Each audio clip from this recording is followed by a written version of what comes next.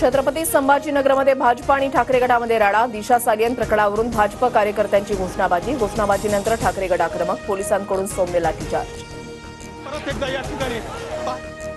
दिशा सालियन प्रकरणामध्ये त्यांच्याच गृहमंत्र्यांनी एसआयटी लावली आहे. त्याचं काय झालं? भाजप कार्यकर्त्यांच्या आंदोलनानंतर अंबादास दानवेंचा सवाल. अंतरवालीमध्ये लाठीचार्ज करण्याचे आदेश देणारे जनरल डायर कोण? बदलापूरमध्ये लाठीचार्ज करण्याचे आदेश कुणी दिले? आदित्य ठाकरेंचा सवाल. भाजपचे कार्यकर्ते पगारी नोकर. आमच्यासमोर राडा करायची भाजपवाल्यांची लायकी नाही.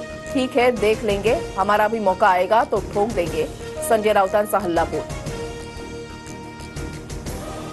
रोहित पवार नागपुरात नितीन गडकरींना भेटणार. मतदारसंघातील कामासंदर्भात रोहित पवार गडकरींची भेट घेणार. अजितदादांचे पुत्र जय पवार यांच्या बारामतीमधल्या गावांना भेटी. श्री क्षेत्र मोरगावला भेट देत जय पवारांकडून विकास कामांचा आढावा. देवेंद्र फडणवीसांविरोधात अनिल देशमुख निवडणूक लढवण्याची शक्यता. फडणवीसांविरोधात निवडणूक लढण्याची तुमची इच्छा आहे का, या प्रश्नावर देशमुखांनी उत्तर देणं टाळलं. जागा वाटपासंदर्भात महाविकास आघाडीची दुपारी 4 वाजता बैठक. ट्रायडंट हॉटेलमध्ये मविया नेत्यांची बैठक होणार. पुण्याच्या यवतमध्ये शरद पवार गटाचा आज कामगार मेळावा. शरद पवार आणि सुप्रिया सुळे यांच्या उपस्थितीमध्ये कामगार मेळावा. कर्जत जामखेडचे पवार गटाचे तालुकाध्यक्ष मधुकर आळेभात यांचा राजीनामा. रोहित पवारांनी कार्यकर्त्यांना दुय्यम वागणूक दिल्याचा आरोप.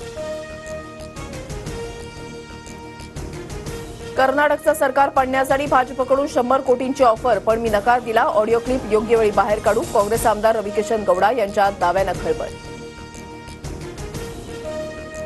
शेतकरी आंदोलनादरम्यान महिलांवर अत्याचार आणि हत्या. भाजप खासदार कंगना राणावतचं वादग्रस्त विधान. कंगनाच्या विधानानंतर नवा वाद निर्माण होण्याची शक्यता.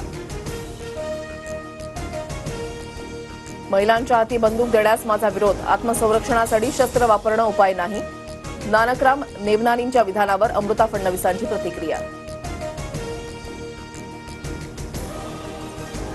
वरुण सरदेसाईंची वांद्रे पूर्व विधानसभा प्रमुख म्हणून नियुक्ती. ठाकरे गटाकडून वांद्रे पूर्वसाठी चांदिवलीची जागा सोडण्याची तयारी. जिशान सिद्दीकी विरुद्ध वरुण सरदेसाईंची लढत होण्याची शक्यता.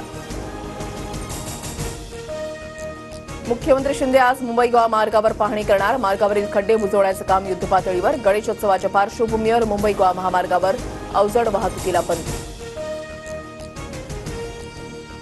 ठाकरे गटाकडून नव्या नेत्यांच्या नियुक्त्या जाहीर. संजय लाखे पाटील सचिवपदी, चंद्रहार पाटील वसंत मोरे संघटकपदी, तर ललिता पाटील आणि मुकेश साळुंकेंची संघटकपदी निवड.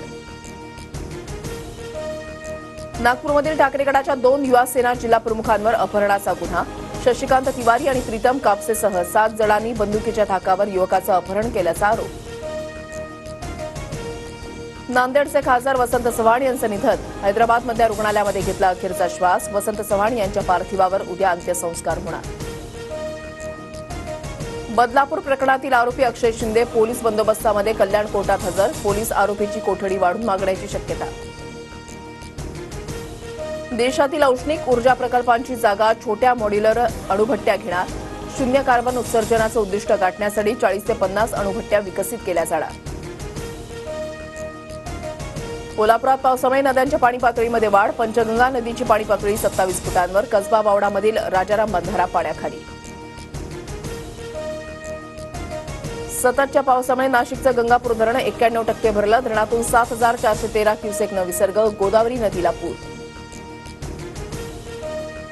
रायगडसह पुणे सातारा जिल्ह्याच्या घाट परिसरात अतिजोरदार पावसाचा अंदाज. किनारपट्टीवर पुढील 2 दिवस पावसाचा जोर कायम राहण्याची शक्यता.